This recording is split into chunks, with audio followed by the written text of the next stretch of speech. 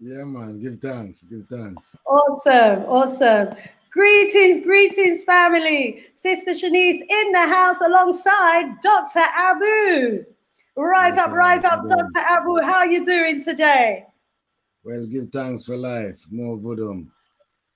More vodum to you. Let me see if I can get some more volume over here. You're looking absolutely regal as always. Family, we Give started thanks. 2 minutes late today. A little bit of a hitch behind the scenes because today, we're actually coming to you live and direct, not just from the Sister Shanice Show YouTube channel, but also we are coming to you live via the United States of Africa and the Global Pan-Africanism Network. So we're coming to you live via their stream, via their website, via their Facebook. So, we're looking forward to a bigger audience today and more interaction. So keep it Sure. locked for the next couple of hours. As always, we've got a really interesting, interactive show lined up for you. I can hear some feedback, so let me just sort that out right now. Excellent. I've just done so. Well, family, as you know, I'm on the continent and we have been having our fair share of challenges regarding the internet. We're going to have a show tonight without any interruption at all, either power outages from a poor internet connection. But if we do have any poor connection issues, please do continue watching because we'll be getting straight back on as soon as possible. Dr. Abu, always good to have you in the house. We are delighted with your return. What a show we had last strong as well. My brother, please for us. Well, we just give thanks, give thanks and rise you up in that beautiful sunny Gambia. You know, we're still alive here. It's raining and cold, but we have to survive. We will survive.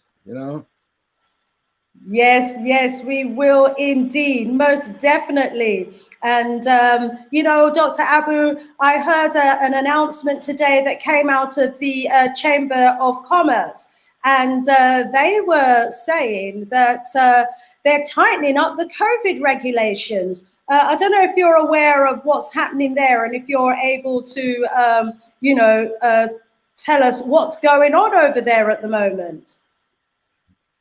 Well, it's all about making money. You Mm. can 10 days at the hotel or 10 years in prison. Hey.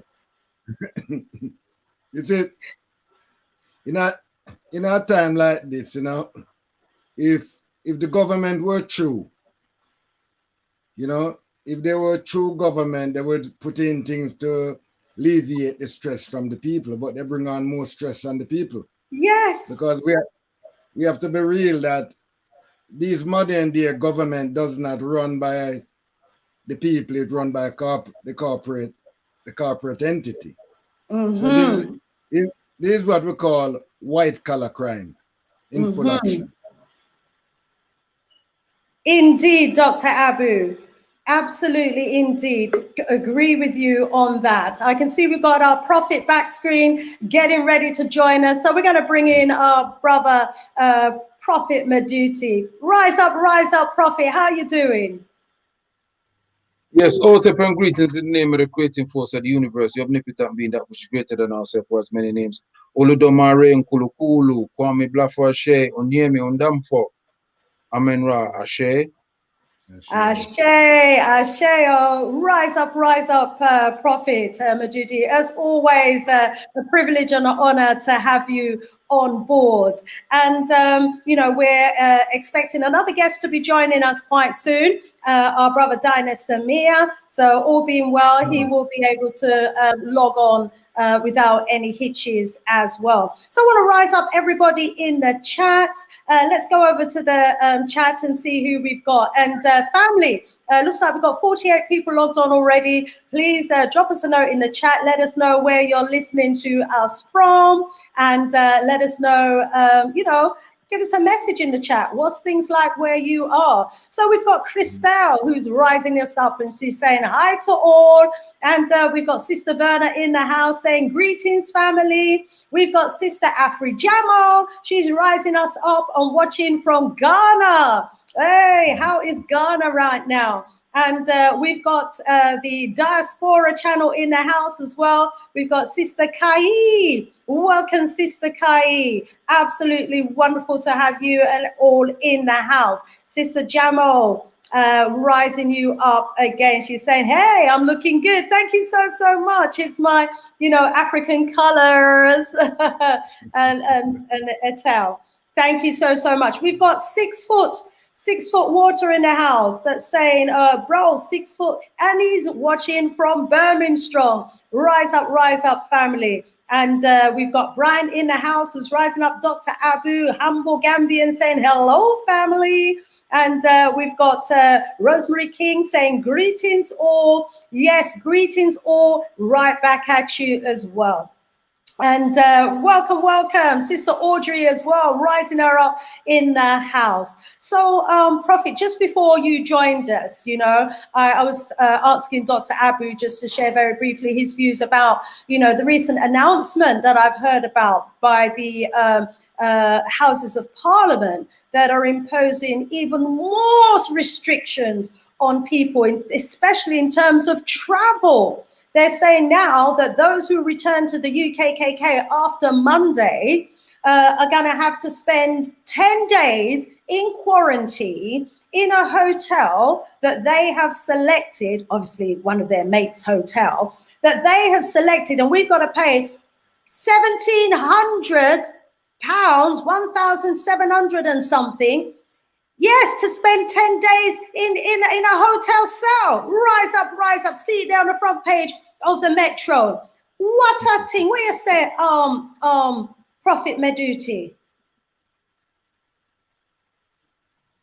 Well, Otep says, everything that the European does has a monetary factor to it. They're very money orientated with everything that they do. Mm-hmm. It's all about money. It's not actually about the benefit of the people. Now, you're forcing people to have to quarantine. Okay, fine. But you are charging £1,700. Right. Would it not be better just close your borders? Just close your border them. Whoever they were them there, they must be stand there until sometime things over. It's as simple as flipping that. But there's always a monetary thing for them. You understand me? So for me, it's just a monetary thing that they're doing. I'm very suspicious about these so-called variants. Them say them have a Kent variant, them have a Brazilian variant, and them have a South African variant. It reminds me of that sweetie, opal fruits with a whole heap of different variants. You understand me? Yes. Where does these variants come from? How have they come about? Yet you're still letting people in the country. I mean, this is absurd. Just lock your borders, then like everybody else. Like, if Jamaica and them place, they can lock them border. And countries in Africa can lock them border. And certain parts of Europe. And then why you can't lock? What is the obsession with you opening up your borders? And you're supposed to be one of the most sophisticated societies in the world. Yes. It's all about money. Everything for them is money. A huge monetary gain as well, because they're talking about, those of us who are returning to the UKKK, should we decide to return during this time, having to pay 1,700 plus to stay in a hotel that they have decided that we need to stay in. Plus, while you're there, you have to have another COVID test. And if the COVID test is positive, then you have to go through their NHS. I mean, this is absolutely awful. What's going on. And as you're saying, it's all about money, because those tests have to be paid for. The treatment's going to have to be paid for. They're going to have you locked down. Then after 10 days, when you leave, they want you to then report back, I think 14 days later and another period later. And again, they're going to test you again. you know, it's all a huge amount of money that's involved. And who's going to pay for this? You know, people can't even book a return if they don't book themselves into these hotels, these isolation centers in advance. I'm gonna give you something extra to think about, Sister Shanice. You know, some of the hotels them don't even hear nothing from the government about this. It's just the government come up with something on, and the hotel them I say, well, them not hear nothing from them about it. So you have all of them little thing they are going. It's a whole heap of little generalship are going. Pure generalship. You see? You just said, doctor? Yeah. What you say it's a money thing, yeah? When I made that piracy and the IC, it was a money thing. You understand? So nothing changed. Nothing changed. What I'm trying to make people understand that this is what you call white collar crime. This is the criminality of certain European tribe blood. You understand? You know? Them have a it's millennium and them a do with it, them a deal with this thing, you know. And ever so often, them going at this is like a festival to them, you know. You understand? While it's a sorrow for that, because them a make a bag of money out of it. You understand? So it's a coup on the poor blood. It's a coup on the poor. Yes. Yes, indeed. And yeah, I agree with you. White collar crime. This is how they rake in their millions. They have identified selected hotels. Who owns these hotels? You know, what is the link to these MPs of these selected hotels? And then obviously the cost of all these tests. Where is that money going? And they're also proposing huge fines as well if people, you know, fail to actually comply. Huge fines. You know, so all a monetary gain. Shanice, it's not fine. Them are saying them. Say if people don't let them know where them come from. It's 10 years. I'm a lock people up in a jail. Hey, 10 years in prison. Where they will make more money from them while them in jail. You see what I deal with? Yes. What a thing. The whole thing says, if you can work from home, you can work from jail. Yes. You see that people of the world, and we know that the world is watching what we're speaking about. Yes, that's true. Remember that you are the majority. The people them that govern the country are the minority. You, the people, are the majority. You can dictate the parameters of your governorship. These oligarchs, these wealthy people, these people them that has acquired intergenerational wealth from stealing, robbing, pillaging, has continued that throughout generations. And they continue that until now. And what they are quite clever at doing is turning the ordinary citizens of planet Earth against each other. And so we have bigotry people about the place who just hate African people just because we're here. And they use those people as well as the collaborators and the corroborators within our race to work with them. It's a bunch of little elites, you know, working together. That's right.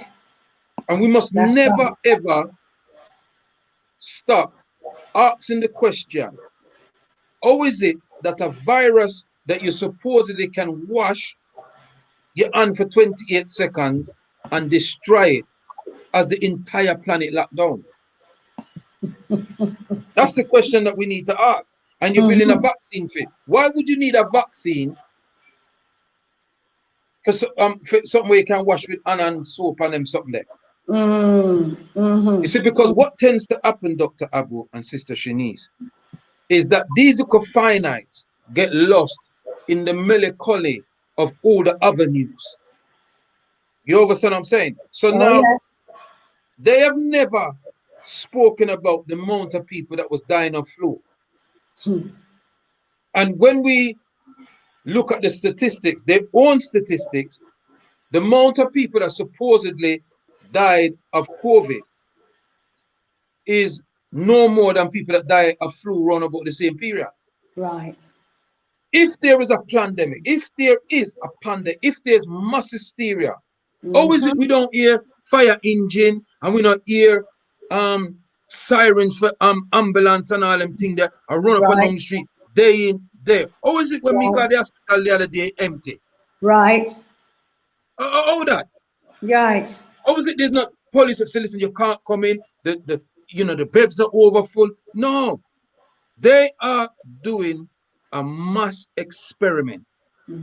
No, people of the world, I don't have no evidence to prove what I feel. But I know within myself and in my innermost being, and because of the experience with these people, they're doing a mass experiment. And that experiment primordially is to eliminate African people first and foremost. Then eliminate the wretched of their own societies, who they deem as the wretched. Because if they were, listen, let me tell you, from me live in London, there's no lockdown in London. I lie them I tell. Me just coming from work. Cause me have to work, me have to go drive a van and thing. And the people them run up and down a street, same way. Over there and clap them and all them. Anywhere the white people them there, when you go down there, a pure of them out on the road. Yeah? No lockdown and then away. Lie them I tell people. Maybe they've locked down the clubs. They probably locked down some casinos, wine bars, small businesses. But Waitrose is open, Sainsbury's is open, Asda, Morrison, Lidl, Aldi. Them all do, in fact, Tesco, in fact, their profits is more than any time before. Right. Yeah? Yes. Yes. I see, so we have a brother coming. So make way hear from the brother. Introduce him, Sister Shanice. Rise up, Prophet. Yes, we have Dinah Samir in the house. He's our guest joining our panel today. Had a little problem getting on, but we're delighted that you have now managed to join us, Brother Dinah. So rise up yourself. Now you've joined us. I seem to have lost our brother Prophet. Oh, great. He's black with us. Okay, so what I'm going to do, family and friends, I'm just going to, rise up the family. Then I'm going to introduce our panel member, and we're going to be kicking off with our topic for discussion. So, we were just talking about some of the issues that we talk about in our homes, right about now, about what's going on regarding COVID-19 and the new laws and regulations that they're implementing. And now, basically it seems to be the money thing that's driving this whole agenda. But as you know, we can talk about that for the entire show, and all of this is just completely sidetracking us from the growth and the development and the rise that's happening on Mama Africa land, and that was happening prior to COVID-19 actually striking in the heart of Africa's development. So we're going to be going back to our agenda. So I want to rise up the entire family that's locked on. I hope that each and every one of you rose this morning in power,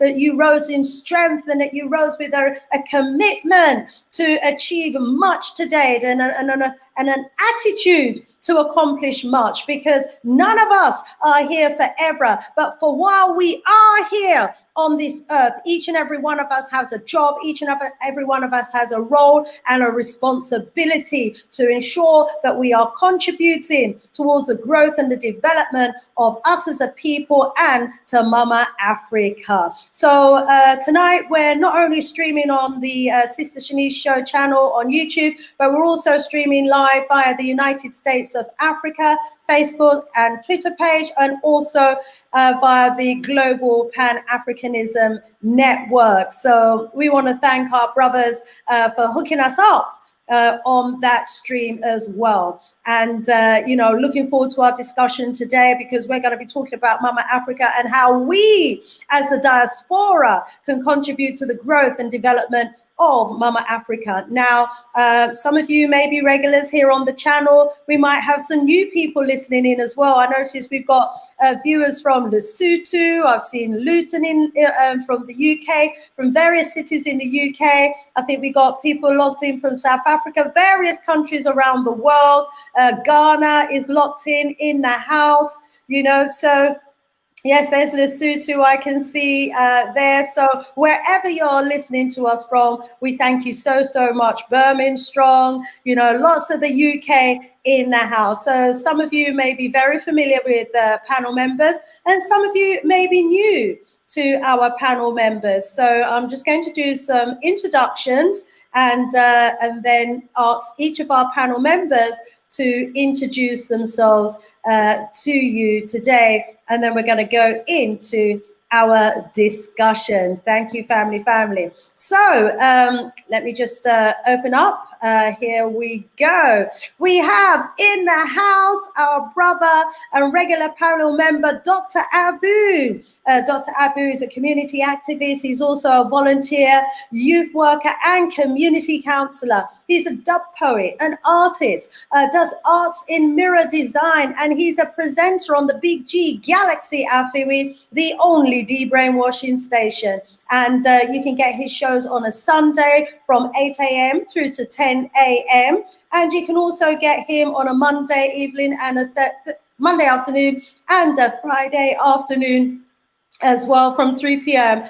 Through to 7 p.m. He's also a management committee member on the Big G Galaxy Afiwi. And for those who are not familiar with Big G Galaxy, it's a Pan-African centered radio station here in the UKKK, okay?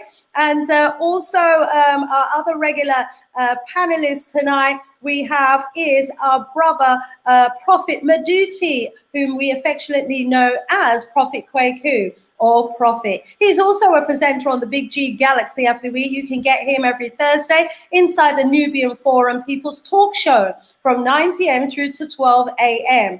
And he speaks about anything and everything that relates to us as Africans globally. He teaches at the Nubian Africa Community Foundation Saturday School that's been running for over 30 years, and it's an African-centered school. He's also a community activist, former co-chair of the African Emancipation Day Reparations March Committee, popular UK stand-up edutainer on the Black comedy circuit. He's also a photographer, works alongside AD Photographic Services, Sharp Photography, in print, videography. He's a painter and decorator, and his main passion is African liberation, psychologically, culturally, philosophically, spiritually, technologically, economically, politically, and prefers to talk about Africanism as opposed Africation as opposed to education. Rising up, Prophet Maduti. And our guest for today as well, new to our regulars, is our brother Dina Samir. Those of you who are regular followers of YouTube will be very familiar with our brother Dinas. He has a wealth of videos out there, and his name is Dinas Abefi Adewale Amai. And he's a dynamic, globe-trotting entrepreneur.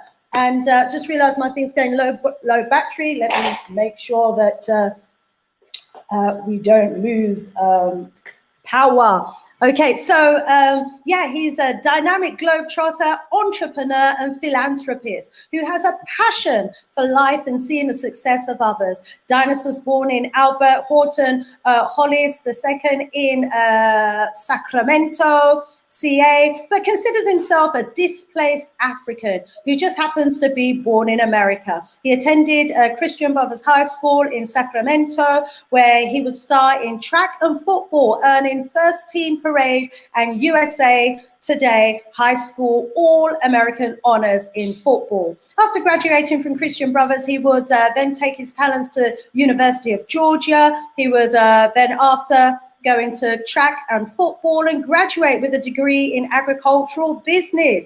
After a short stint in modeling and acting, he would take his talents to corporate America. Dinas would finish in the top 10% in sales for two Fortune 500 companies organization, Aflac and Cintas. And this culminated with him finishing #1 in the entire sales organization at Cintas Corporation in 2014. In 2018, Dinas would leave corporate America to take his talents to Africa to focus full-time on implementing several much-needed initiatives geared towards improving infrastructure on many levels, as well as bridging the gap between the diaspora and Africa. Dinas is also a published author, philanthropist, and currently serves as the Omo Oba, Prince of Yoruba of Orowu in Nigeria, and encourages everyone to come and visit the kingdom of Orowu. Don't mind the grind, he said. Grind means constant struggle. There's no need to grind when you are walking in the blessings of our life each and every day. Dinas Amir. I'm going to zip it now, family, because I'm going to go around the table and ask each of our guests, starting with Dr. Abu, to give us a few opening remarks, and then we're going to go into topic. Dr. Abu. You never highlight Maduti. Oh, I did? You did? Did you miss it? Yes, I did. That goes so quick, you know. Well, give thanks. You missed it. Did you hear it, Prophet? Yes, ma'am. Here. Come on. You sure you never drop asleep? No, I never drop asleep. I think it's brother Amir artifact that really hold me. They're wonderful, you know. Oh, yes. You know, welcome, my brother. Thank you. You know, Prophet Quaker, you know, and the family, you know.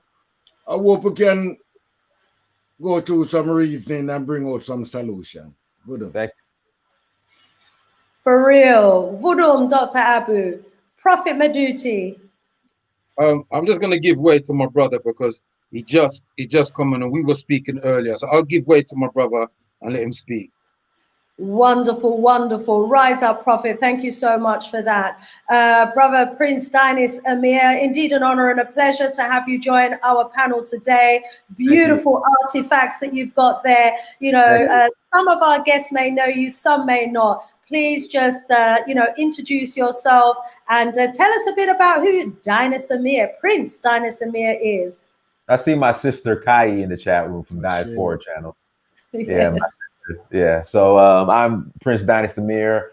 I run a platform entitled In Search of Uhuru.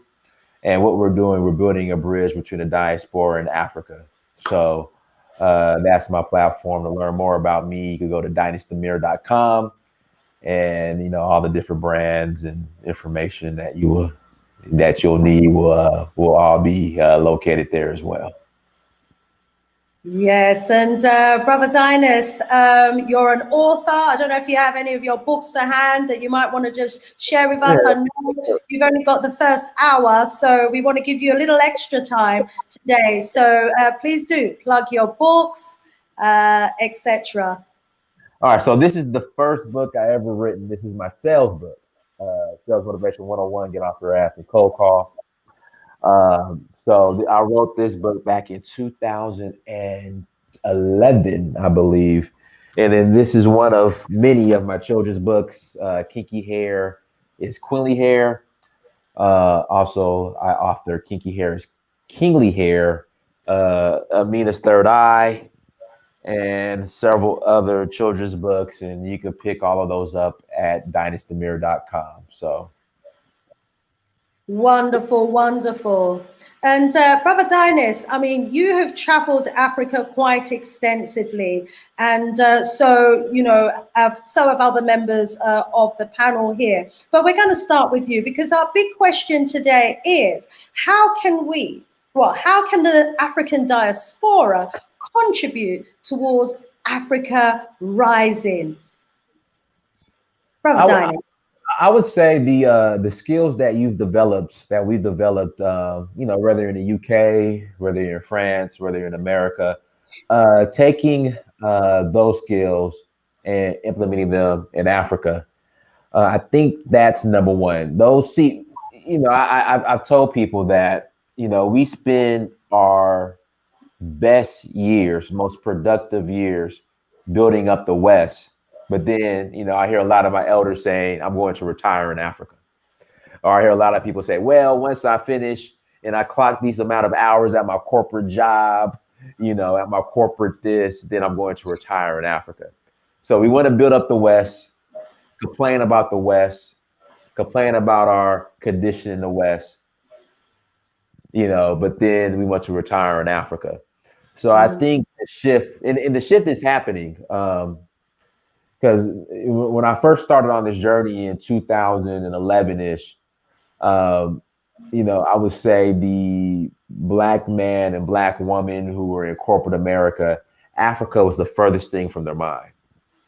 But now, speed up to 2021, but even back in like 2018, I started hearing more from people in corporate America, who were like, look, even though I'm making I'm making good money, I'm bringing a good income, I have great benefits, I have a great retirement, but I've hit that glass ceiling at my job.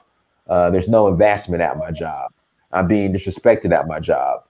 I just got laid off from my job. I put in, this amount of years at my job and they let me go.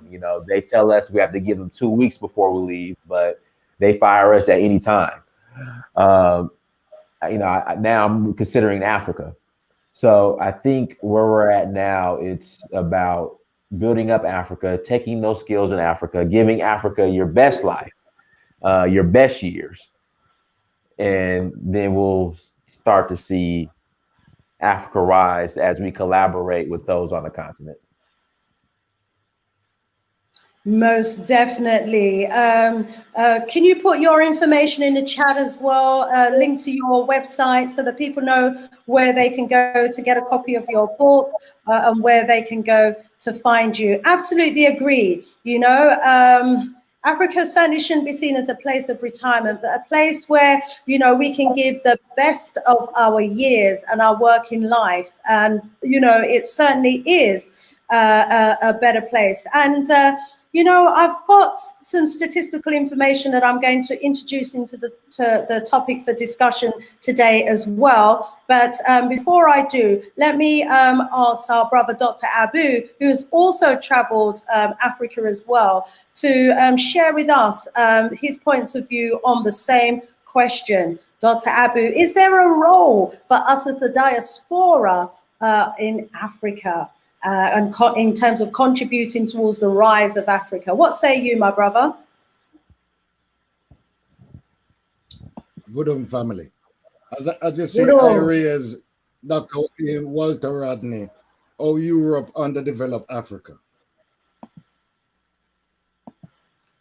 And what brother Amir was saying, that the skills that we have, we have to take them back through the lens of Africa, not through the lens of the European.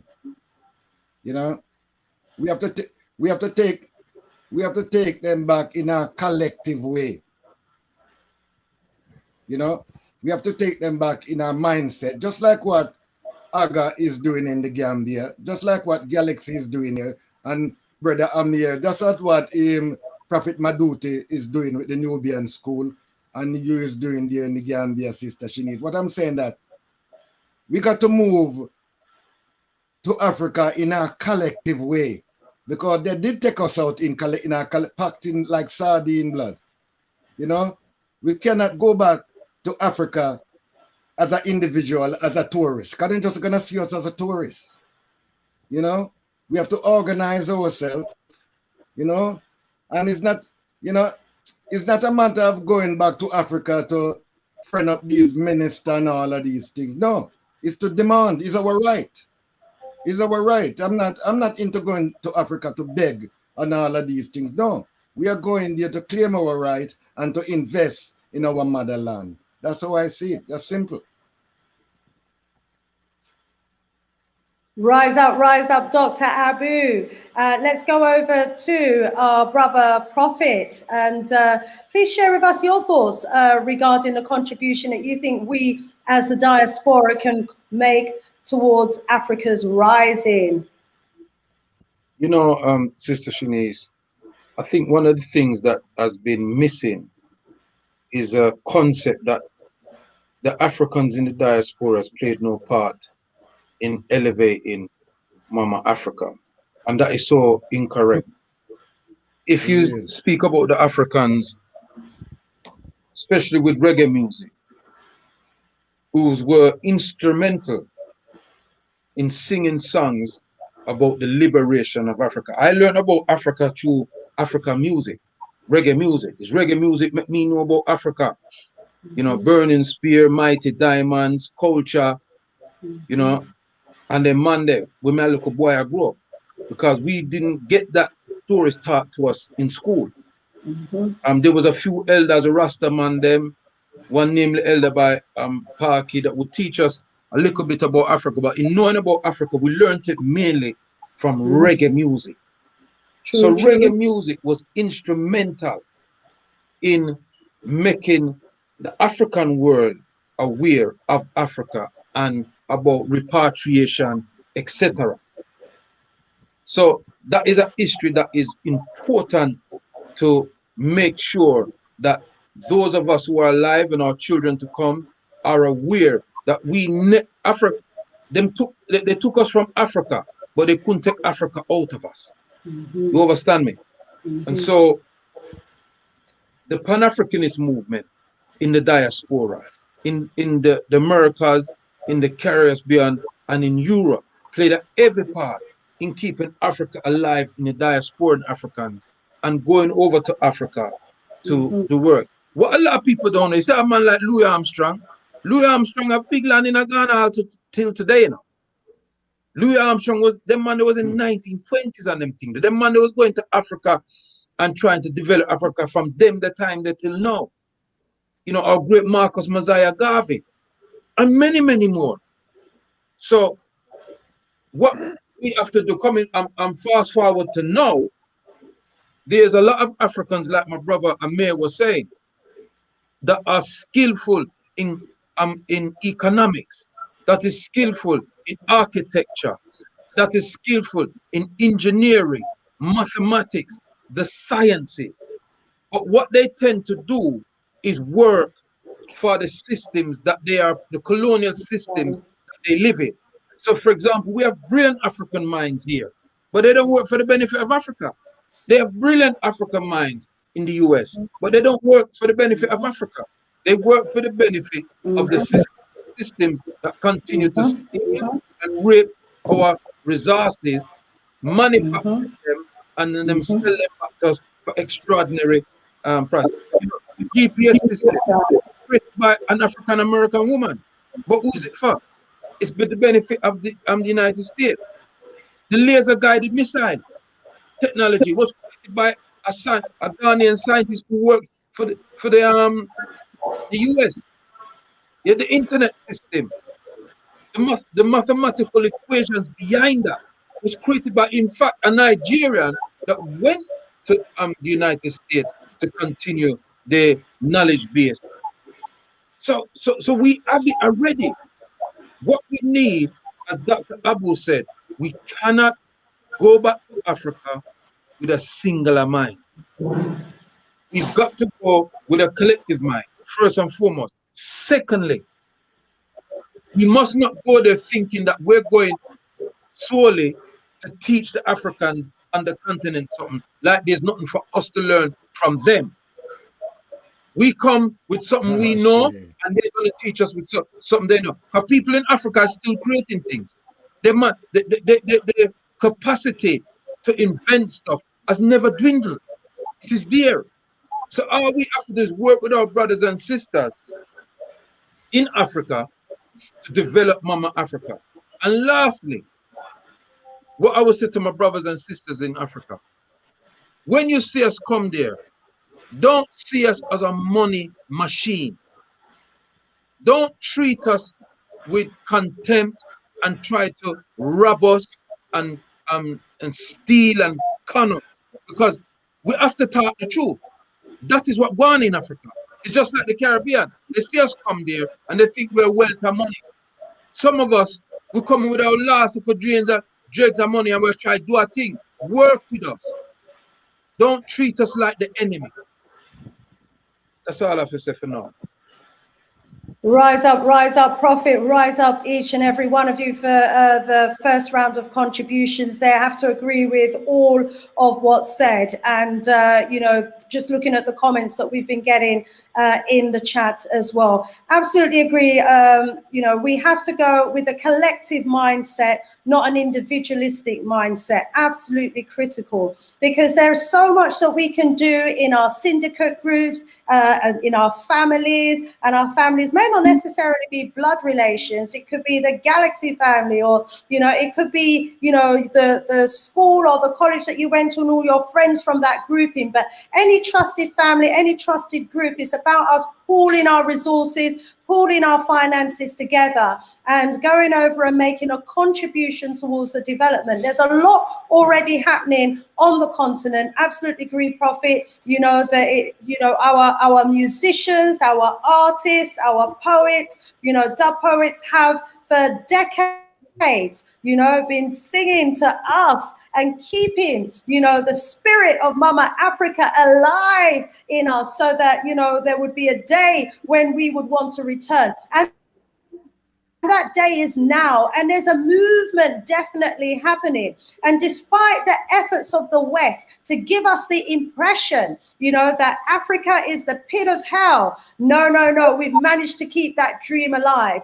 And what they have managed to keep from us, though, is the wealth of Africa. But those of us who are, you know, out there in the forefront of this movement, I want to rise everybody up for the great works that you're doing in your respective positions, in highlighting and exposing the truth about what's going on in Africa, especially those of us in the West who have access to a lot of research documents, a lot of information from here, and are sharing it with our brothers and sisters on the continent. Let me give you a little example of what was written in this report here. It says that, I'll get the report as I go through. In 2012, the recorded data of developing countries received a total of 1.3 trillion, including all aid, investment, and income from abroad. Okay, so they're calling Africa and the likes of developing countries. And they're saying that we received 1.3 trillion in aid and investment, basically from the West, the so-called developed countries. But in that same year, some 3.3 trillion actually flowed out from the so-called developing countries. In other words, Africa and the developing countries sent 2 trillion more to the rest of the world than they actually received. It's actually a deception, you know, to suggest that Africa, you know, is dependent on the world. The reality is that the West is dependent on Africa. And if we look back, it said in this report, to all of the years since 1980, the net outflows actually added up to an eye-popping 16.3 trillion that had been drained out of Africa's economy to the developing countries over those few decades. And that basically gives us a sense of the scale of the extent to which Africa is actually propping up the West. But what we're saying is, as a people, it's time for change. Okay, it's time for some of those funds to be invested back in Africa. And there are those of us who are out there organizing trips so that our brothers and sisters who haven't been to Africa can actually go and see the beauty of Africa for themselves. I want us to just talk about the beauty of Africa. I just want us to talk a little bit about how welcoming and embracing Africa is. You know, hopefully those statistics addresses, you know, this myth and this misconception that Africa's poor. Africa's not poor. Africa is wealthy. Some of the people may be poor because the institutions, the corporations, and the organizations that exist are draining Africa, because these monies are going into those corporations and being siphoned out of Africa. But I'll park that for a while. Let me just hear my brothers talk about the beauty of Africa and any trips that they've organized or got organized. Brother Prince Diaspora. over to you. You've traveled Africa extensively. Is it the impoverished image with flies that they try to give us the impression Africa is like? What is the real Africa really like, please, Dinas? Oh man, so I just got back from Sierra Leone, January. Well, I went to Sierra Leone, then I went to Ghana, Togo, and Benin Republic. And so I just returned from that trip last month. And I tell people, Sierra Leone is the most beautiful country that I've ever stepped foot in. I am Sierra Leonean, by the way, as well. And it's just, you know, when you think of Sierra Leone, they just sell us these images of civil war, you know. And then I remember the first time I went to Sierra Leone, I went to Liberia, beautiful country as well. So the way the airport is situated, it's on like an island. Sorry about that. It's on like an island. So you have to catch a ferry from the island to the mainland. And so I remember walking out the airport, and you know, then we catch a cab to the ferry. And I remember when I get on the ferry and we're approaching the mainland, I'm just like, oh my God, it's so beautiful. You see the green, just mountains. You know, they say Sierra Leone, if Nigeria and the Caribbean had a baby, you have Sierra Leone. And then the beaches are just beautiful. It's serene. The landscape is just beautiful. Of the country. I mean, it's like God blessed. I mean, God blessed Africa, but God like blessed Sierra Leone. It's just really it's absolutely beautiful country. But I mean, that's all of Africa. And again, it's just even with the amount. I mean, we have our smartphones, but you know, people who waste their time watching nonsense on their smartphones, they turn it into a dumb phone. You know, even though we have access to all this technology, you know, you still have people who use these 1970s and 1980s stereotypes to justify not going to Africa 2021. You know, they believe what the media tells them. Instead of them researching the truth, which is available, you know, they would rather just leverage these old stereotypes. But I mean, Africa is beautiful, it's gorgeous. In fact, we're doing a tour to Sierra Leone, April 21st through the 30th. We're going back to Sierra Leone. I'm taking people with me. So if you guys are interested in joining, hit me up. Go to dynastymir.com, send me a message. And yeah, I love to take you guys to the continent. But it's stunning. It's stunning. It's absolutely beautiful. And I was in Gambia back in December, and you should have saw the amount of white people in the Gambia. you know, and it's just our people.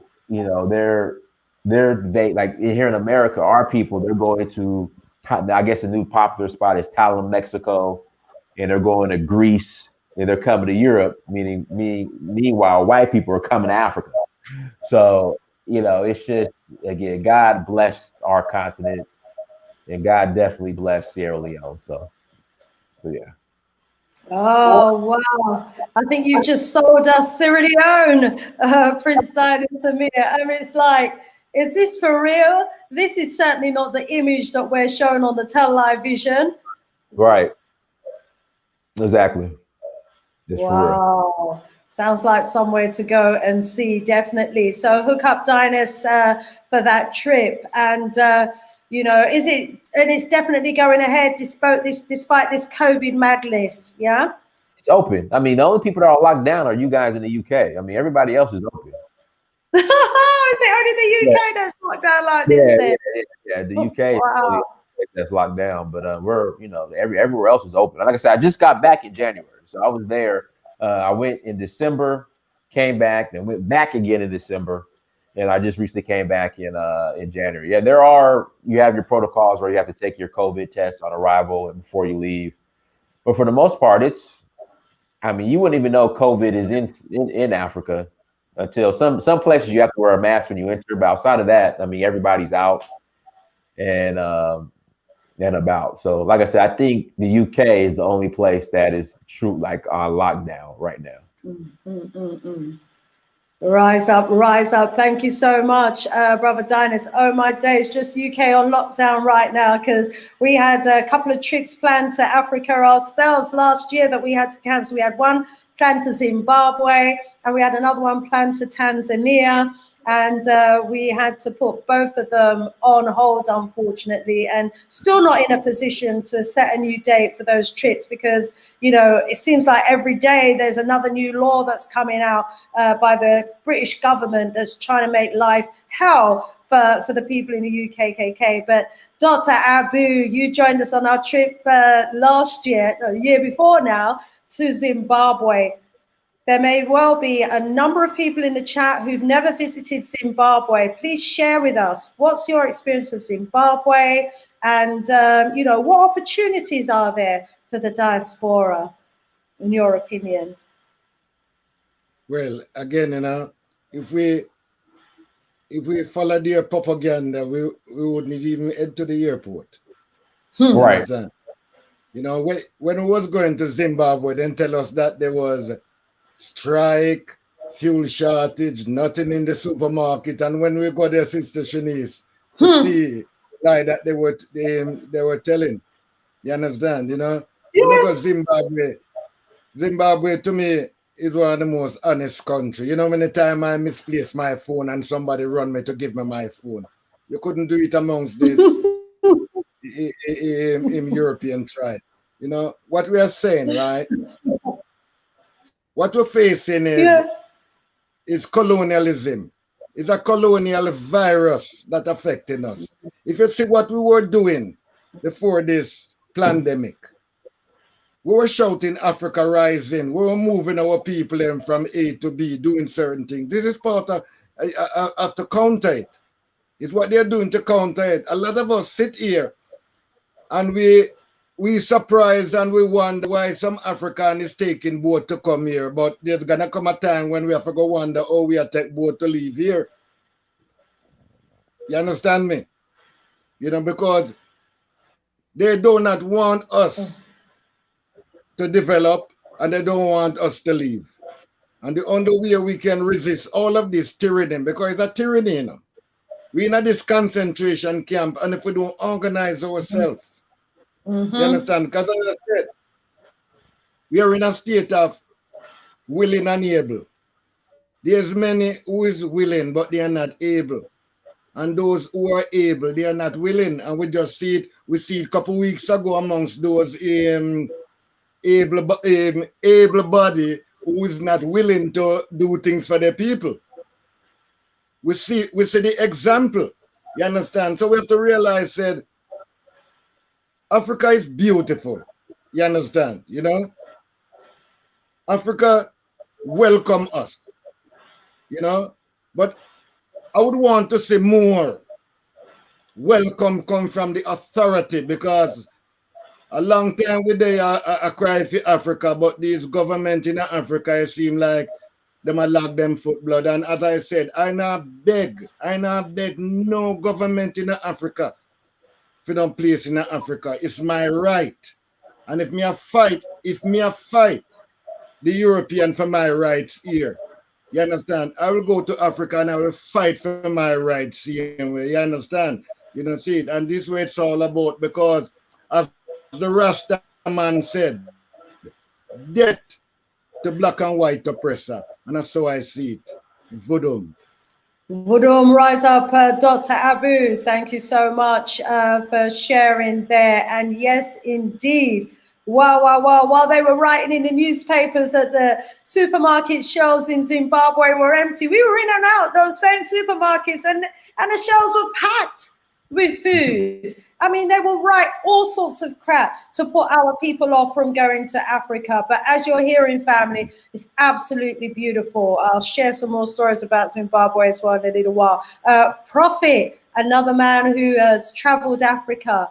Please share with the family who are locked in right now, Prophet, your views of Africa. Maybe just select somewhere to speak of, and, you know, the opportunities that are there, my brother. You know, I'm gonna come from a different aspect of Africa. I'm gonna come from a more spiritual aspect of Africa. That's cool. You know, I'm an African coming from Africa via the island of Jamaica, Britain. I've been to Jamaica many times. I've been to other Caribbeans and islands, and they're beautiful, beautiful scenery, and I love it. And whenever I've got to come back to England, there's a bit of depression in me. Right. I know that feeling. What was that question? I said I know that feeling because I have that Yeah, same. I feel the same way when I yeah, leave Africa, coming back to America. yeah. But when I go to Africa, and when me have to leave Africa, me ball like baby. And I know a joke thing. There is a feeling I cannot explain that resonates in me. It's like I belong there. You understand me? There's a spiritual energy that resonates through my aura. And every day I wake up with a smile. So from a spiritual aspect, Africa is definitely our own. There are many opportunities. I'm involved in a project in Ghana. Unfortunately, the project was set to have other Africans involved in it from a communal point of view. What we have discovered, there's a lot of people sing about Africa, but when it comes to working towards going to Africa and working as a collective, people decide that they want their own local piece somewhere else. It's almost like we've lost that sense of community, being a part of. We've adopted this Eurocentric mentality, mine, I want to own it, mine, instead of ours, we, let's do together. So we hit a rock and a hard stone with that project. We still have the land, it's still there, and we're still inviting our people to come. And we've had people come, and they end up being just like the Europeans, and some of them in agent form to destroy what we're attempting to do. But there's opportunities for young people in Africa. If you have a vision, any vision that you have for any business that you want to do, wherever you are in the world, take that vision and business to Africa. Africa is the place that's open for business. It's not going to be easy, but if you move in the correct manner, meet couple people and things like that, don't just run and jump in the deep end. I guarantee you that you would be more successful with that business in Africa than you would be in the West. Because what you'll have is less competition. You'll be able to do manufacturing. Anybody who wants to do manufacturing, think about Africa first to help and assist our people, because they are very capable and very willing to assist you in developing it if you come with a correct idea and enough funds to execute that idea. I've been to I've been going to Africa since the 90s. My first time in Africa was May of I think it was May of, is it May?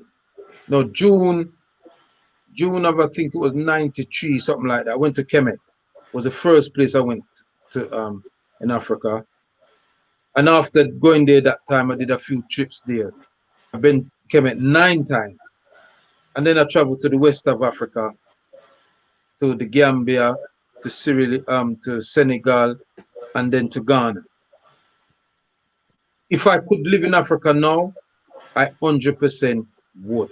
What I would say to young people between the ages of, say, 18 to 35, if you don't have children, or even if you have children who are young, go to Africa and look at opening doors in Africa. Because believe me, any idea you have, you can materialize it in Africa. Definitely. Shit. Okay. Shit. Oh, Tep, rise up, Tep. Prophet. Absolutely have to agree with you. Just want to share a little bit about my experience of the trips that we did to Zimbabwe. 3 years running, we carried a total of about 100 people now to Zimbabwe. And it's a beautiful country, a beautiful country. But as Dr. Abu has already touched on, the power of the media, you know, to shape your mind about a country cannot be, you know, underestimated. I mean, the media is so powerful that it will convince you and convince even the people who are living in the country that the supermarket shelves are empty when in fact the supermarket shelves are really full. And you know, the power of the media in Zimbabwe has been, you know, overwhelming for decades, because they have been, you know, consistent in abusing the former president, you know, President Mugabe while he was alive. I mean, even while we were out there, we would see really awful headlines about the president and how he even allowed, you know, all of those press to report in such a derogatory way about him. You know, well, I don't think most leaders would have allowed it. But imagine growing up in a country where for 30 years, the headlines that you have been reading about your president is suggesting that he's incapable of managing the economy is sinking, everything's gone to pot, the education is poor, the roads is poor, and everything's really awful. And this is what these newspapers have been writing. Obviously, Western journalists have been writing in the country for decades, and all of that misinformation really just plays on the minds of the people, to the extent where a lot of Zimbabweans have left the country and are working in high positions all around the world. And even though Zimbabwe was one of, supposed to be, you know, the highest educated, you know, people in the whole of Africa, and when we went there, the economy was working really well. You know, the systems were working well. People are very professional in the jobs that they were doing. The roads, some of the best roads you'd see, you know, anywhere in Africa. You know, the tourist opportunities there, the history that it's got, the great kingdom of Zimbabwe, Musuya Tunya, the rocks and the mountains, and you know, it's just phenomenal. The wildlife, the safari, they've got it all. The lakes, it's absolutely beautiful. But you know, the power of the media is such that it can even convince those who are living there, you know, that they're living in, you know, the pits or something like that, when in fact, you know, it's better than the UK. I would say, you know, that country runs more efficiently, more effectively. The agriculture is what they've got. Thousands, tens of thousands of farmers actually farming out there. You know, it's all going on. But yet their level of discontentment is so high, because, you know, the media has been able to psychologically brainwash the majority of people into believing that there's nothing good about the country.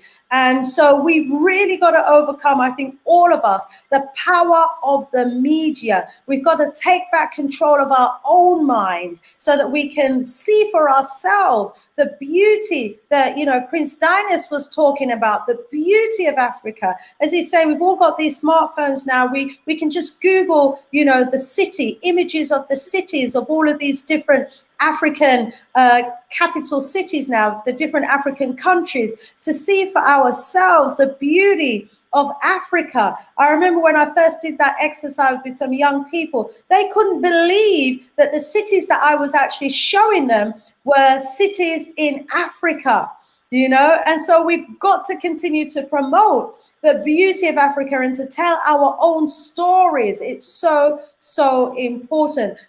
Prince Dinas, let me go back to you to contribute some more to the story that we're telling about the importance of the role, you know, of us as the diaspora, one, to promote Africa, to promote trips to Africa, to promote the business opportunities in Africa, to promote the return to Africa, to bring back our skills and our talents. Brother, over to you. Sell Africa to the people. Yeah, I mean, Africa is our birthright, but at the same time, what people have to understand currently, as you go to Africa, and you'll notice this, you have an influx of Europeans, you have an influx of Chinese, you have an influx of Lebanese. So even though it's your birthright, your birthright is also for sale. And no one's going to, no government or no people. Sorry about that. No government or no people are going to wait on you, or sorry, no government or no people are going to wait on you, uh, are going to wait on you or hold your birthright for you, reserve it for you until you get your mind right and decide that one day you want to go to Africa and claim your birthright or get involved. So that's the thing. It is your birthright, but your birthright is for sale.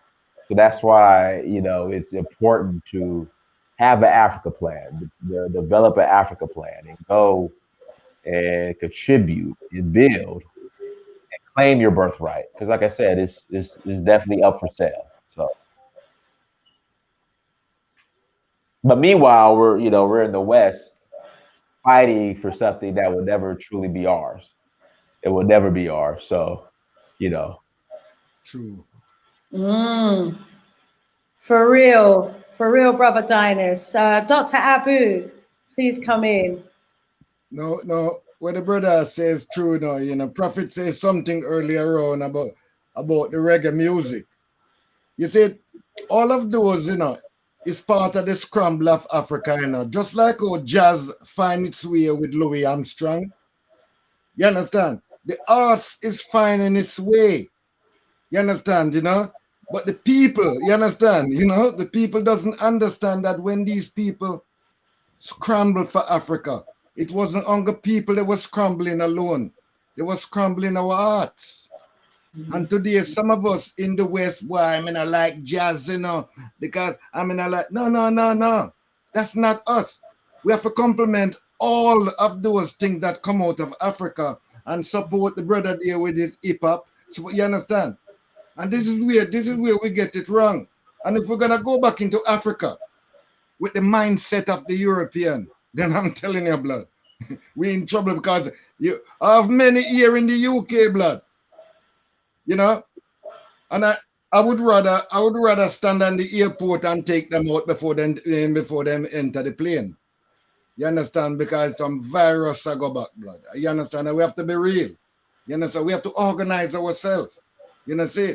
Because instead of we going back with nation building, we are go back with a lot of colonial virus here. We got to organize. Got to organize. Hold on. Vodun, rise up, Dr. Abu. Absolutely, we've got to leave the colonial mindset behind, leave the colonial virus behind, most definitely. And there's a huge amount of work that needs to be done. We need to look into the history of Liberia as well. I was watching one of your interviews, Dinas, with a brother who's in Liberia at the moment, and all of what he was saying about, Liberia there. But it has a history as well that we've got to learn from. So much so, we can't return and then, just be walking in the shoes of the former colonizers and think we're going to lord over, the Africans. Far from it. We have to organize to work in partnership with and alongside with our brothers and sisters on the continent. So, to those who have posted in the chat that they're already embarking on projects in Ghana and other parts of Africa, big up yourself. I mean, that's what we need to do. We need to work in partnership, business partnerships, voluntary organizational partnerships, partnerships with schools, colleges, universities, complement what's happening where we can. Absolutely agree with that. And, when we go over there in our business communities, we need to be looking to see what we can contribute towards the local communities as well. And so that, they can see that we've come to work alongside to build. We are the descendants of those ancestors of theirs that were taken away. And, we're coming to help with the building and the reconstruction and the redevelopment of Mama Africa. And we're going to do that together, most definitely. Prophet Kwaku, back at you. Yeah, we must, when we're going back to Africa, we must go back to Africa with that mentality like you're going back to the Caribbean. That way you will safeguard yourself. Because unfortunately, for some of our brothers and sisters on the continent, they have been deprived of many things. They've been deprived of their ability to have e-commerce. They've been deprived of being able to set up businesses, etc. And one of the biggest problems in Africa is that not enough African countries are doing manufacturing. Manufacturing is a thing that we need to develop in Africa, because it will make the economy grow and it will give the people them a sense of purpose and desire. Because not everybody are creators. Some of us just born to work for somebody else. It's just the nature of life. You understand me? But if somebody's working for you, you've got to look after them. Do you understand what I'm saying? Yes. You have to allow them to be able to develop. What I see sometimes, one of the things I don't like about Africa, the part of Africa I've been, is that in a lot of the places they build these big prisons to live in. And I call them that because they build a beautiful home and then they build some big wall mound around it. You can't even see the house. Yeah, you have to open up the gate and see the house. So we're locking ourselves away from each other. And that's because the West has created deceit, treachery, and distrust in the continent. It's there. So these are one of the things that we have to try to dispel. So for example, one of the first things that we created in Garvey Town was a school for children to assist in the Africating of the children, because the school system in Africa don't teach the children about even where they live. They know more about the colonial masters who was there land than they know more about their own land. So they grow with this desire. They want to, if them is in Cameroon, they want to go France.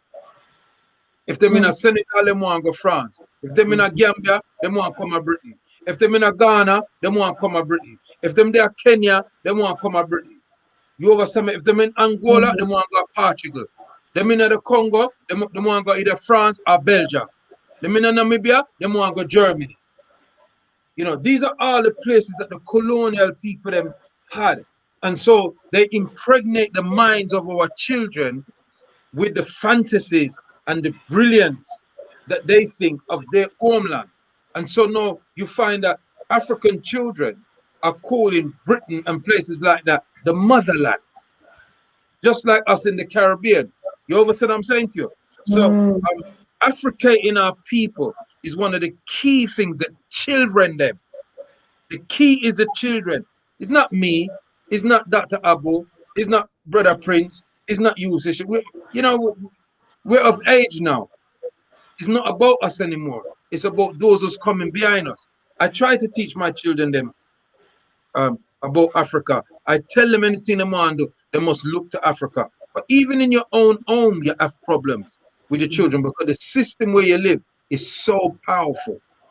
You understand? And they know how to go in the roundabout way of brain dirtying our people. So the key is to Africate our children them about the beauty of Africa. Like Brother Amir was saying about the beauty of Sierra Leone. You understand what I'm saying? Africa is the most prettiest continent on the planet.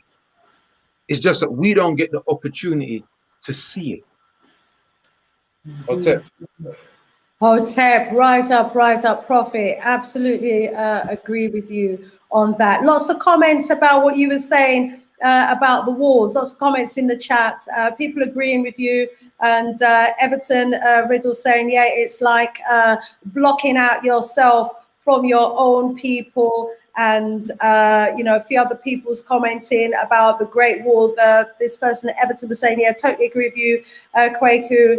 This Great War doesn't go with me. And, you know, and it's so true. And I've seen it and I've looked at it and I thought to myself, you know, okay, I can understand wars as a means of defense. If we go back in time, into history, there's a lot of documented evidence and ruins that show that we used to build city walls, you know, great city walls. And within the city walls, then there would be no walls. People would be living, you know, in their homes, in their houses, in their palaces, in their huts, whatever it is they lived in. They would be living within the city walls. But, you know, I agree. I think that this idea of building a wall around your home has come with the colonialists, because they know they come they came as evil, wicked, genocidal maniacs. I think they lived in fear that one day the Africans would, as we did in the Caribbean, you know, come and burn them out of their houses. And so they built these great walls around them. And, you know, and I think that we have, you know, as Africans kind of copied that style and that design now. And, well, Sister Shanice, can I cut you there? Mm-hmm. I'm not entirely in agreement with that. That's okay. Because in Jamaica, which I can speak for, Mm-hmm. when people go back to Jamaica, they build jails for themselves. You know what I mean by jails? Every house have grid. Yes. Yeah, and you got these bars. I mean, they do them nicely, but it's to keep out the criminals. You understand? So we are protecting ourselves from our own brothers and sisters. And why is that? Because the West left the place in a mess. And then what they do, they come with them CIA agent and they create animosity in the country. So those people are not building those walls just, you know, they're building those to protect themselves from criminals that will come and rob them. Because let's not be fooled. There's criminals in some of these countries that we got, and you have to be bloody mindful of them. I was talking to my brethren the other day, who he went back to Nigeria for 10 years. And so one night in my drive home, and the man them pull him over and take a police, and the man them rob him at gunpoint. You understand what I'm saying? So what I'm saying is that the government as well of these countries, they've kept the countries in deprivation for so long that the people them now implode on themselves. You understand what I said? So when they see us come there, love them, they're trying to look and say, what is it that we love so much? Them want leave. You see what I'm saying? So it's a two-way process of trying to Africate the people them and reason with them, because they've left the economies weak, and so the people them are not able to benefit from what is being stolen from the economies. It creates that criminal tendency in the country. So these are other aspects that we've got to look at in trying to assist developing the various parts of Africa that we may deem to go to. I just wanted to say that point there, sis. Yes, I hear that point, Prophet. And, you know, those bars and those prison bars that you talked about, you know, we can see that across Africa as well. And, you know, in my opinion, I think that also was something that was introduced into Africa by the colonizers, again, to protect themselves, I think, initially from us. Because when we read in history, remember, they used to report that there were no jails in Africa. You know, the king's doors were open, the palaces' doors were open. You know, the wealthy fed the poor, the poor that were among us. There was, you know, people just didn't steal or thieve. But you see, the crooks that came in, the big old thief them that come in with the intention to rob and steal and murder, you see, they had to protect, in my opinion, themselves. And for the last 200 years or so that they've been building here on the continent, in my view, as I look around, I think to myself, this just doesn't feel Africa. Some places you go, it's more West than the West. Or you would think that you're in the West. They've actually created the West in Africa. And we have to look to the ruins to see how we used to live.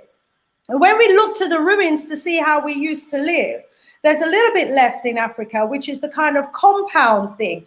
The huge families, you know, with their different houses. that still exists. If we go to East Africa and, we go around Kilwa and Tanzania and those places, we can see the huge arches and the huge compounds and, the prison bars never used to be there. The huge walls within the city, in my opinion, never need to be there. And I think this is a journey that we need to go on, to go back to where we were, because we need to overcome what you were saying, my brother Prophet, the evil, crooked elements that the West have introduced into Africa. So yeah, we maybe can't just immediately get rid of the bars and the walls, because it would make us then probably target, I think, for the wicked criminal elements that are there.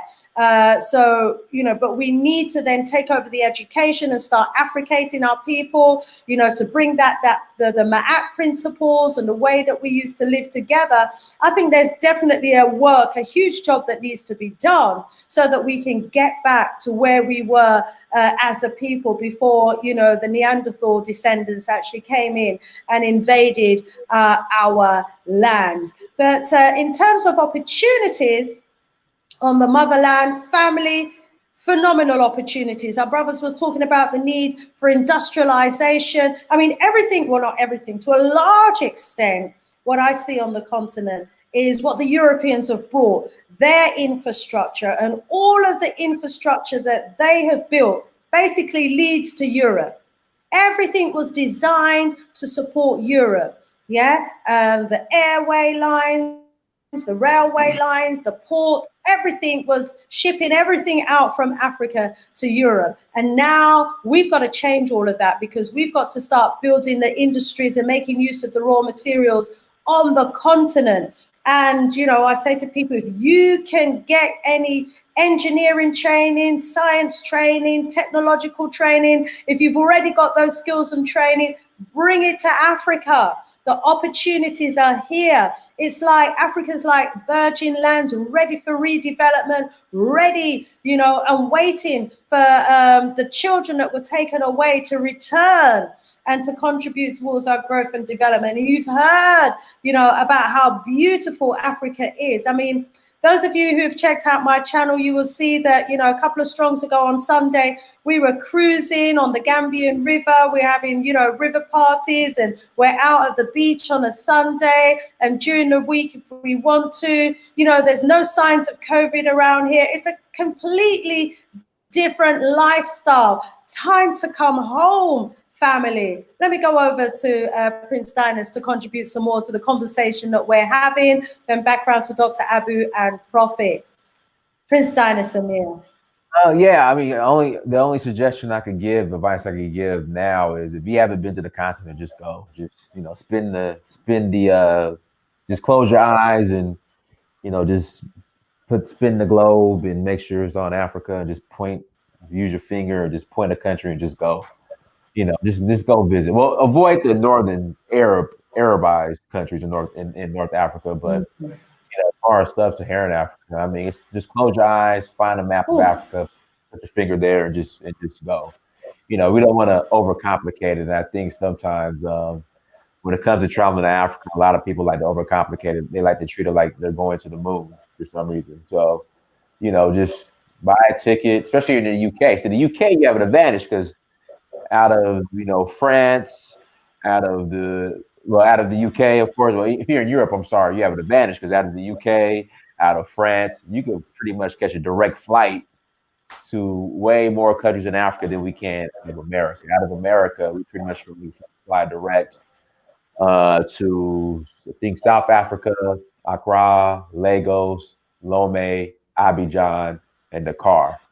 But I know, and I'm sorry, now Nairobi and Cairo, from what I believe. But if you're in Europe, I mean, you guys could pretty much fly direct to anywhere on the continent, especially out of Paris and Brussels and in the UK. So yeah, just pick a country and go. Pick a country and go.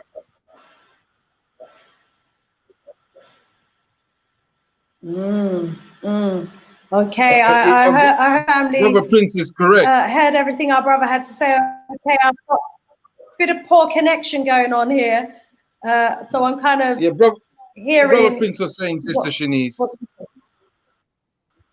he was saying that just you know, for people who's watching who's never been to Africa, just take a dive, spin it on the continent of Africa, and just go. And you know what, my king, you're correct, because the first time I ever went to Africa, that's what I did. That's the first thing I did. I said, right, I've been reading about Egypt. Me I got Egypt. I'm gonna take up and me just go. Boofum, just so. You understand what I'm saying? Right. When I went to Gambia, I went by myself. I didn't even have a hotel book. Me just jump on the plane and me just go. And when me land at Banjul Airport, I'm gonna jump in it. Me say, just take me somewhere where me not see no white people. The man take me to a place in Fajara. And I just this I'm gonna go rest off. You see my deal with? When you Africa will call you, you know. You see, if you're in the liberation struggle, Yeah. and you read and stuff, one day Africa will call you. You will hear the call. And when you hear it, you forgot. When you hear it, you forgot. That's your ancestors calling. You understand me? I was talking to my queen the other night about her, and she was telling me about her experience when she went to Ghana. And she went down, she went to Elamina Dungeon. Mm. And she just started ball. Like profusely. But that was her ancestors in her crying, so them come back home. You understand me? So Africa will call you. Just like what Prince Danny said earlier. Stop going to Europe on holiday. Spain and all, them could eat that place there. Remember, you know, Gambia is only a 5-hour flight. 5 hours. Ghana is 6 hours. Egypt is about the same. Is about the same 5 hour. It take no time to get to them place there, you know. Boof, man, you're there. By the time you close your eye, you wake up, you're there at Banjul Airport. You understand me? I say, when I went to Ghana in 2019, was it 2019? Yeah, 2019. When I went back to Ghana again, I went for 2 weeks and spent 2 months. And when I land at the airport, at the airport in Accra, I want the most sophisticated airport me ever passed through. It make Gatwick and Heathrow look like some little joke thing. You understand what I say? So people who have this assumption about what Africa is like is because the only time I'm sure you a good part of Africa is when David Attenborough do one wildlife thing. And it's only the wildlife you say. yeah, understand what I say? Mm-hmm. So my message is to young people, young African men and women who are between the ages of 18 to 35. Uno forgot that. Because uno have the vision. Uno have certain skills that you can transmit. And make una bag of money for that uno look. Uno may talk to. And go as a collective. Don't go as a singular. You understand me I say? Try to be community orientated. Because that's what we were originally. Community orientated. Mm-hmm. Okay. Hotep, rise up, prophet. Dr. Abu. Oh, let's Yeah, hear man, from Budum, you know, the question you you. asked, how can diaspora contribute towards Africa rising? There's pollution in Africa. And when I go back to Africa to build on pollution, you go in at the Gambia in Bakate, dump. You know the dump in the Gambia there, where the people them can't even drink the water because it's like the dump poison the water. These are the things then where we have to work with the people them down there to make sure the environment is good.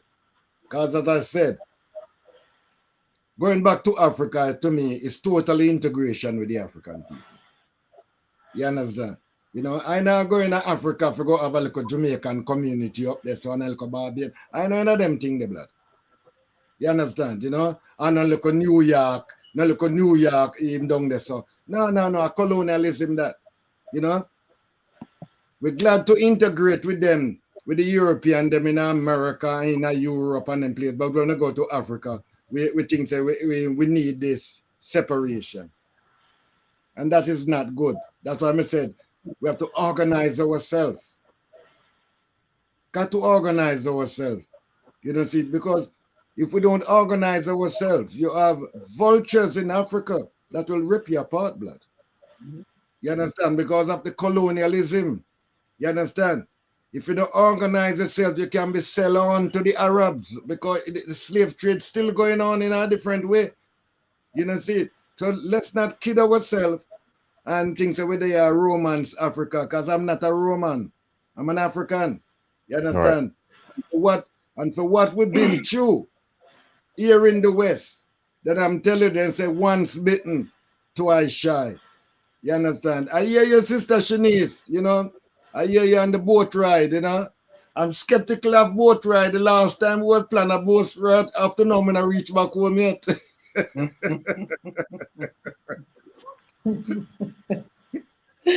Oh, it was beautiful. I think Sister Shanice does a show off from Dr. Abu boat ride on the Gambian River and all them something there.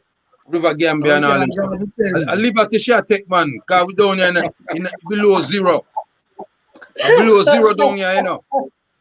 Them freeze. We come out of my house the other day, icicles, may I say.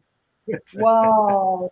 I'm seeing the images of the snow, you know, and I'm hearing how cold it is below freezing, you know, and I feel that, you know, another type of temperature we're supposed to be living in.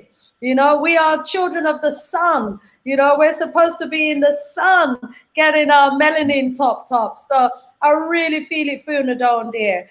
And when I say, I'm trying to show the family, you know, there's a different kind of quality of life and lifestyle, you know, that we could be enjoying here in Africa. They're not telling us about the beautiful blue sky, the sunshine, the palm trees, the warmth of the people, you know, and everything that we can enjoy. Of course, there's work to do here. Dr. Abu was just talking about some of the works that need doing, you know, and we need to come and help contribute towards that. We're coming from a place where, you know, they've got refuge disposable systems in place. You know, they've got the refuge collection cart systems in place, the jobs and opportunities that is created there in that whole, you know, public health department to do with,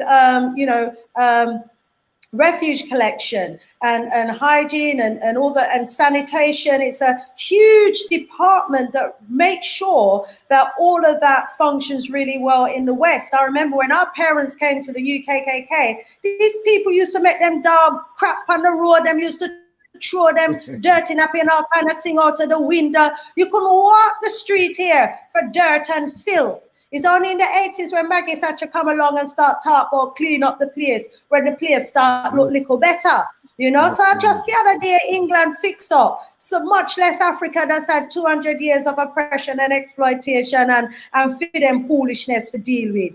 They've been using Africa and abusing Africa as their backyard, as we know. Their toxic waste, their pollution, they dump it in our seas. You know, they come with all of their toxic poisons and they bury it in the Sahara, and people start suffering from cancers. They come with all of their poison vaccine and everything them no want, all them food, them salt and them plastic rice and everything end up here. Is a whole heap of cleaning up we have to do around here. But I feel get involved to make that happen, because we can see with our third eye where really are gone and what is missing.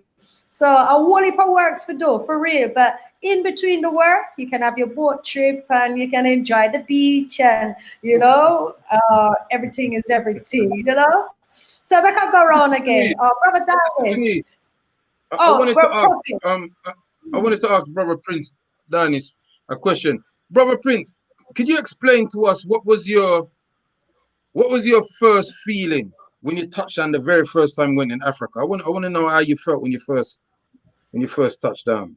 So the first country I traveled to was this was 2011. I went to Tanzania, and I remember I flew. In fact, I flew from LA to Heathrow on American Airlines, and then from Heathrow straight to Dar es Salaam on British Airways. And I remember, I think they just recently renovated Julius Nyerere Airport in Dar es Salaam, but when I went, it was trash. I mean, just to be honest. So I remember we pull up, we get out, and so this is the first time ever that I ever arrived to an airport where you didn't pull into the. It's like you actually had to walk on the tarmac into the terminal. Into the terminal instead of going in through the what's it called when you help me out? The turnstiles. Oh, no. When you usually when you like Heathrow, when the plane taxis and you get out the plane, you go in through like the little tunnel thing, whatever it's called. Yeah, the tunnel system. Yeah. Yeah. But this is the first time there was like they landed, and I'm like, okay, are they gonna pull into the tunnel thing or whatever? It said, nah, get out. So we walked out and we walked on the tarmac into the visa control and passport control, whatever. So I get inside the airport. It's no AC. It's hot as hell. Hella hot, as you're saying, Cali.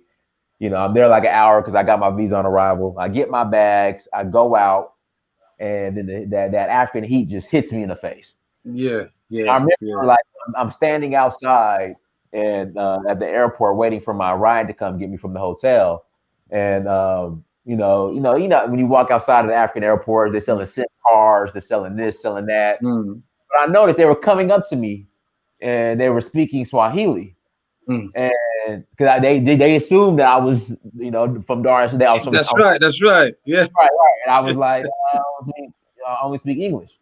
And then they asked, okay, are you South African? I said, no. They said, are you Nigerian? Which I am now. But at the time, I was like, no. They said, are you Ghanaian? I said, no. They're like, well, where are you from? I said, I'm from America. They're like, oh, okay. Well, welcome home, brother. And so, they get welcome home, and, we started talking, and it's just, I don't know, it's just when I walked outside of the airport with my bags and that he hit me, it was just like the feeling was surreal. Yes, and then when they came up to me and, they started chatting with me and talking with me, and, I hopped in my cab and I'm riding through the city, my hands out the window, and I'm just absorbing everything. Like, I'm like, oh man, it was just, like I said, it's a surreal experience. Like, it was just surreal. Like, I'm like, I'm here in Africa. Like, I'm here. Like, I can't believe it. Like, I had to pitch myself. Like, I'm here. But I just, it's something that you won't breezeway. That's what it's called. It's called a breezeway. But it's something that until you go, like, you won't understand. Like, I can't really articulate the experience. It's just one of those things, like, you have to go yourself and experience, then you'll get it, and you'll then understand what that feeling I'm talking about. Because, like I said, when you walk outside the airport, and I just remember just kind of just looking around, and he hit me. I'm like, oh man, I'm in Africa. I'm here. And they came up to me and started talking to me in Swahili, and then they told me, welcome home, brother. And I just started walking around, and yeah, it's a surreal experience that you only can experience until you or understand or relate to once you go. So beautiful. Yeah, I remember that. I remember that very same feeling. The heat is a different. I tell you, the hottest place in Africa I've ever been though was Egypt. I went to Egypt 1 year. I went there. It was in June, and I've never felt heat like that in my life ever. Right. I went further south, near enough to Abu Simbel, and we was in Aswan, and we was on a coach. Me and my brethren, we're up on a coach, and we were the only two black people on this coach. And the coach pulled up at this place where they have the unfinished ticket. And when the man opened the door, the heat The white people came off the coach and they walked back on the coach. Right? And it was only me and my brethren that could walk down to the tech end. We walked down to the unfinished tech end. And they were on the coach watching us. And when we came back, they said, we wish we were black. Because that's how I never felt heat like that before, ever. Not in Jamaica. I never felt heat like that in Ghana, not in Gambia. I mean, this heat was severe. It was severe. The heat that in Egypt that year there. Was about June, July, me to go down there. One of the time when we got down there. And we were just visiting the places that we're going to take the people to when we bring them down a few months later. You know? So, yeah, you know, but spiritually, if you go to Africa with that open spirit, you're going to have an experience like you've never had before. Right. Yeah. There are other parts on the planet that have beautiful scenery and things like that. But you see, especially those of us who are children of the kidnapped people, we're going back with hundreds of years of ancestral DNA in us. That when we touch down, it's a serious vibe that you get. Africa for the Africans, doors are home and doors are broad. Udum. For real, Vudum, Prophet, and you know, the other panelists on that. Family who are watching in the chat, if you have any questions that you'd like to put to any members of the panel, now is your opportunity to do so. We've got Sister V who's asking, were there any crocodile hippos in the river when we did our boat trip? Okay, on the part of the river that I sailed down, no, there were no crocodiles or hippos, but I do know of another cruise that another group went on, and it was much further out, and they actually spent a weekend away, and there was this big cultural celebration that was happening, and they did talk about seeing hippos in the water. And I do know that there is a place that I've been to previously in the Gambia where they do have a lot of crocodiles. So they are here, but they weren't on the part of the Gambian River where we had our riverboat cruise. And yes, oh my days, the Zambezi River in Zimbabwe, the sunset on that river, the color of it is like the orange in the background of this set that we're looking at right now. Absolutely beautiful. And it has a little island there, and they had elephants on the island and hippos in the water. We didn't see any crocodiles, though I didn't, but absolutely beautiful. Okay, let me go to the chat and see what questions you've got that you would like to put to our panel members. We are coming up to the last 15 minutes of our show here today. I want to thank you also so much, you know, for keeping it locked. We've got just under 200. My internet allows. So this one is saying, well, this is a comment to say that from Christelle, who said, yeah, I had the same feeling when I went to Egypt. Cecilia is saying, yes, brother Amir. Oh, we lost our sister, I think. Yeah, we lost Sister Shanice. Her power must have gone. But I think she was saying that somebody said, yes, brother Amir, what is the link for your third ebook? So you can go to dynastymir.com and everything will be there. You can go to dynastymir.com and everything you can find everything there, dynastymir.com. So my first name, last name.com.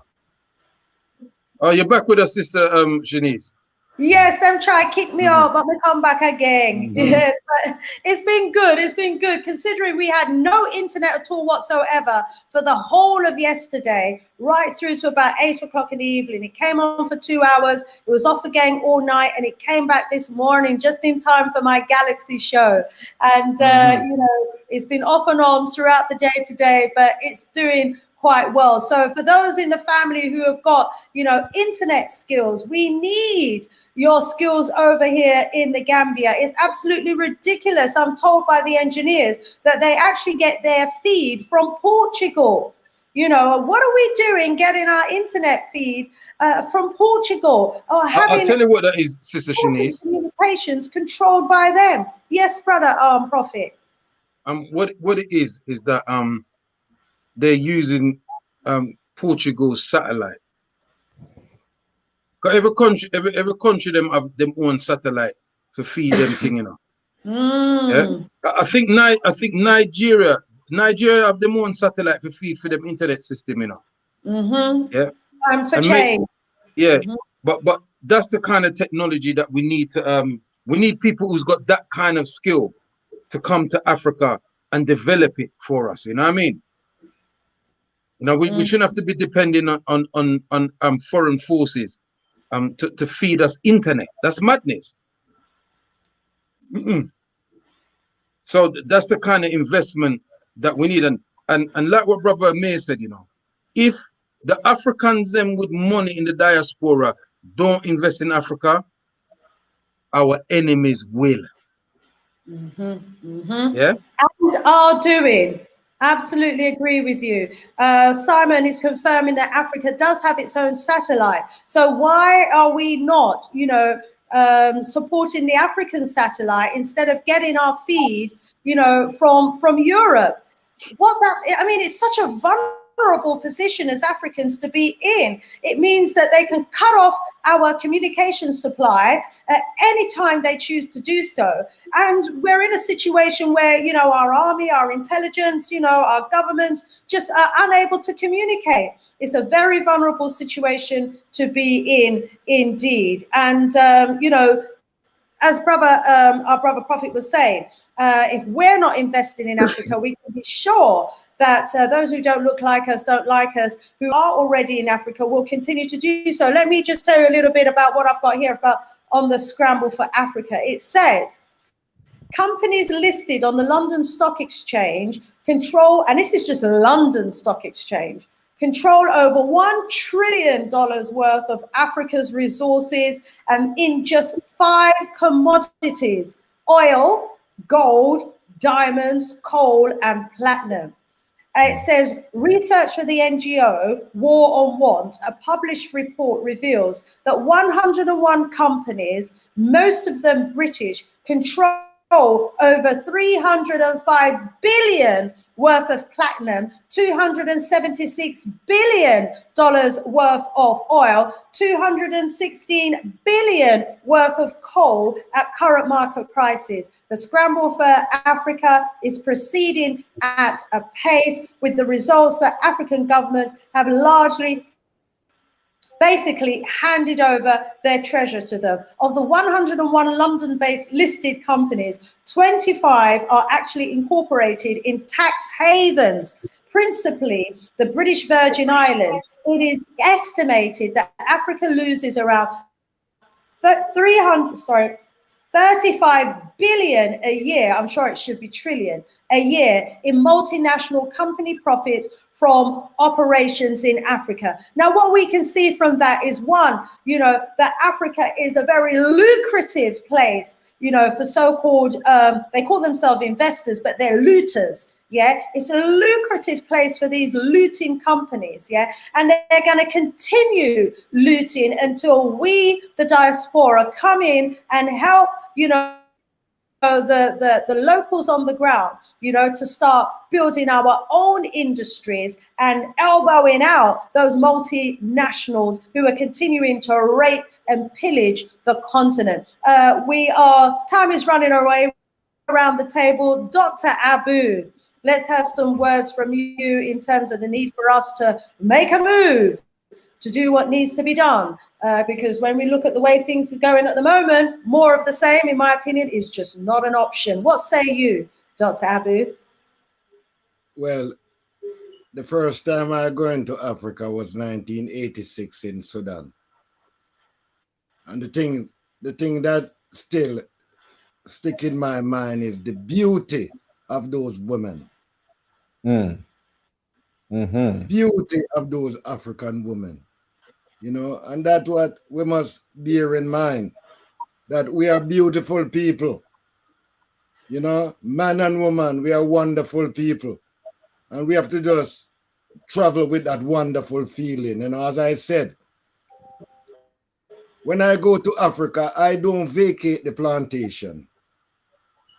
I go from home to home. Anytime we go to Africa on vacation, we go as a little European. And we must always link with a family in Africa. That we can leave some clothes down there. That's when we go down, we now put our new clothes every day. You understand? We must stop, go down there and propagate the lie on our people there. You know, see it, you know? When I go to the Caribbean, I always put on one of my brother trousers, you understand? Because I realize that the lie that we perpetrate, sometimes we don't even know that a lie we are tell. But we lie to the people psychologically, because we are not going back with an African mind. We are going with a vacation mind. Voodoo mind. Voodoo. Voodoo, rise up, Dr. Abu. And let's go to our guest, Prince Dinas, Amir. Yeah, I mean, I think, you know, it's just now it's about action and getting to the continent, not overcomplicating everything, not overcomplicating getting there. Just go buy that ticket, go visit, go immerse yourself, go have fun, go enjoy yourself. And the great, and also I would recommend before you go to a country, once you decide which country you're going to go to, link up with the diaspora from that country that's in your country that you're in currently right now. So do that, and I mean, so it's the time of action is now. So go make that journey. I mean, let's just get to it. Absolutely. Now is the time for action. Prophet. If you're going back to visit is one thing, but always try to go back and bring a book. Bring a book by one of our African scholars and give to them to read. Yeah, because a lot of these books they don't get access to. And even sometimes when we go to some of the countries, we know more about the historical date of the country than the actual people that live there, because they're not taught about their story. They're taught about whichever colonial master was in that country, their history. You understand what I'm saying to you? And they don't teach the true history of them coming there to pillage, rape, and murder and create anarchy in Africa amongst African people. If the Africans on the continent put down their differences and other truth and reconciliation with themselves instead of having truth and reconciliation with white people, yeah, then those powers that be would not have the foothold in Africa they have today. I can almost guarantee that. They would not have that foothold they have in Africa today. So Africans, wake up. The time of your sleeping is over. It's time to take over and rule and control our resources for the benefit of our people. Hotep. Hotep, rise up, rise up. Let me just look to the chat to see what questions we've got in here. There's a question for you, Prophet. What type of manufacturing did you have in mind when you suggested manufacturing is needed? And why have they not invested in this industry like China had, you know, everything made in China?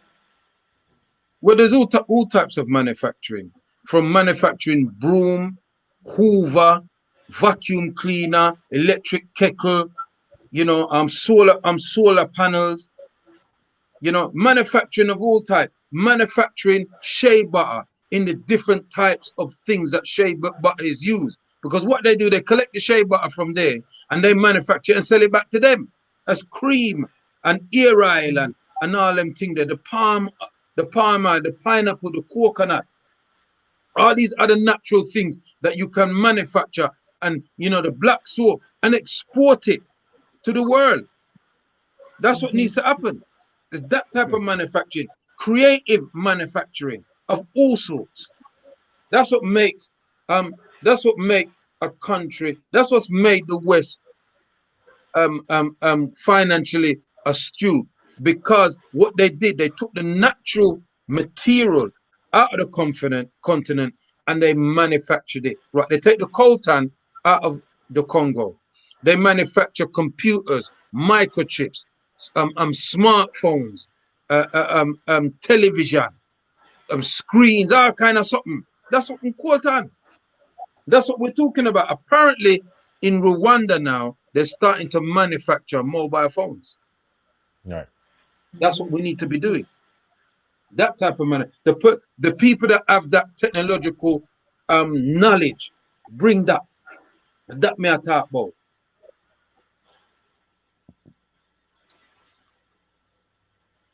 For real. My screen froze for a moment. Hopefully I'm not talking on top of anybody. Thank you, Prophet. So we need industries right across the board. Yes, indeed. In the agricultural sector, in the housing, in the food, in every sector. Looks as though my internet's starting to play up. We are 5 minutes away from the top of the hour. Let's see if we can make it through the last 5 minutes.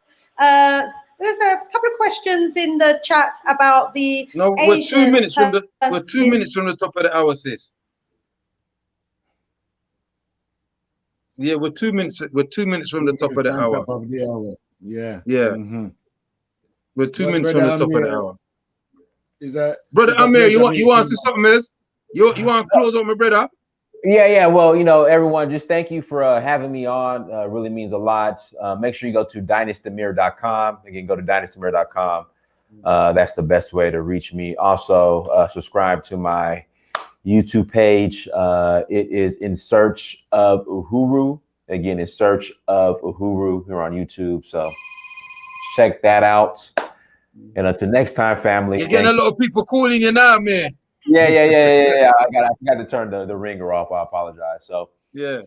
But hey, thank you for having me on. And until next time, family. Peace. Yeah, peace. Yeah, man. Give thanks. I share. Yeah, man. Rise up. Beauty. Rise up to our brother Jammers, miss him. Coming on with a lick some shot.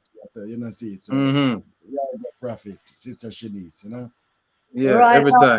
We'll be back next strong. So yes, looking forward to his interjection next strong as well. Wonderful. So I'm back just in. You look, hey, Sista Shanice, you look radiant in your yellow and blue door. Don't I tell the truth, man. Your skin has shine today, but. Thank you, my brother. Your skin has shine, boy. Sunshine. This is what the Gambian sunshine, the African sunshine does for us, gives us the vitamin D, gives us the energy, and it's just beautiful. Family, if you can get out before the total lockdown, do get out. No, it's total lockdown. No, we can't go nowhere. It's total lockdown. In terms of traveling out of Britain, it's a total lockdown. You can't fly nowhere. Them go on like they don't want us in their country. They don't know when we want to leave. Them lock down the country to stop us from going. Here I go. Wow. Oh, family, those of you in the chat, I want to thank you all so much for keeping it locked with us here tonight. Panel members, Dr. Abu, Prophet Maduti, Brother Amis, Dinah Samir in his absence. Thank you all so much. Family, before you leave, please give us a thumbs up. We've got 200 watching. We should have 200 likes. If you haven't already subscribed to the channel, please do. More love, more power, and as Dr. Abu would always say, more wudum to the entire family. One love. Be black, next strong, same time here on the YouTube channel. And check us out on the Big G Galaxy Afiwi. I will be posting the times of our shows and the link to our shows under the chat, okay? One love, family. Thank you, Dr. Ashe. Abu and Prophet. Hotel. Ashe. Hotel.